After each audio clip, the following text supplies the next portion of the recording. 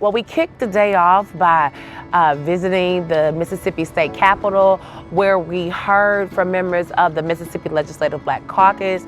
We had members of our federal policy team testify to the impacts of H.R. 1 and what that's going to mean for Mississippians. This one big ugly budget bill may look like numbers on a page, as the chairman has just stated, but for Mississippi it translates into hunger, higher costs, fewer health care options, and more pressure on families already working hard just to make ends meet. We then brought together many of our partners here in the state to call to the carpet the issues that are impacting Mississippians every day. It's our job to take care of the poor, to take care of the sick, to take care of the elderly and the widows. That means take care of them to the point where they don't have to stay poor. But this cycle of manifesting generational poverty, we got to put an end to it right now. Right now. We can't provide universal child care for our people. Right? We don't have affordable housing for our people. We don't have meaningful job opportunities. We have failing schools. These are problems that if we had the will, we could cure these problems. But there's a disconnect between the people we're sending to Washington and sometimes in our state houses who don't care about these kinds of issues.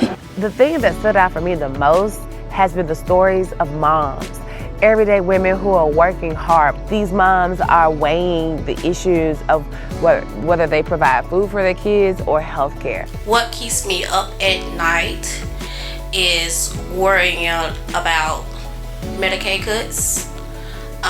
Due to my son has mental health issues, he has to take medicine in order to function day to day. And if that happened, then I have to get another job on top of the 2 jobs that I have now. Oh, we rounded out day 1 with an amazing conversation over a meal, a hearty meal that was prepared freshly at Footprint Farms right here in the heart of Hinds County.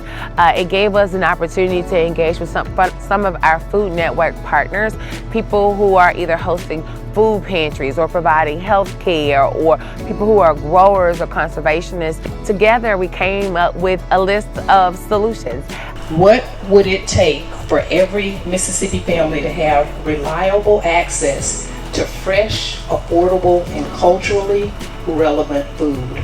Day 2, we really centered the issues of health care. We convened some health stakeholders to talk about the critical state of health care here in Mississippi. We traveled to rural Hinds County and we talked to people there about the failing water infrastructure, people who have been overlooked in some way, and so we decided to center them and their voices. So I'm a resident of Utica, Mississippi. I had the opportunity to participate in SPLC's Advocacy Institute this summer, and so today we're out here doing a water drive for residents of Reedtown Water. We want to make sure that everyone has the resources and access to water that they need, and so today we're just passing out water and also taking a community needs assessment so that we can help develop a impact report.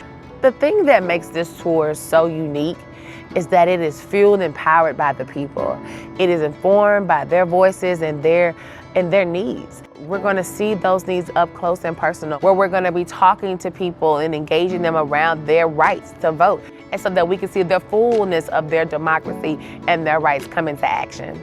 And so that's why this tour is so important, because it allows people who've been doing the work to bring that work front and center, to ensure that the people of the communities in which we serve understand what resources and education is available to them.